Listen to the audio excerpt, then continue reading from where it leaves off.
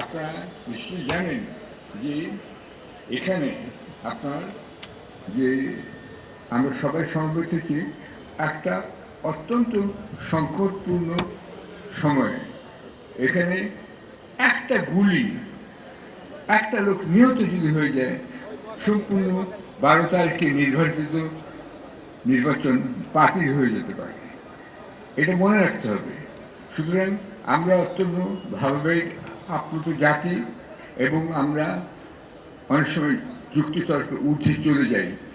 আমরা বিবেকের কথা মানি না, আমরা আবেগের কথা যখন চলি। সেটা মনে রাখবেন, যে করেই হোক 12ই ফেব্রুয়ারি নির্বাচন যেন হয়। এবং সেজন্য ডক্টর ইউনূস সবাইকে গ্যারান্টি দিচ্ছেন এবং বারবার বলছেন যে ওই নির্বাচন হবে একটা আনন্দমুখর উৎসবের দিন। আমিও তাই চাই, কিন্তু সেটার জন্য আপনাদের সহযোগিতার প্রশ্ন আছে এবং আপনাদের যেতে হবে।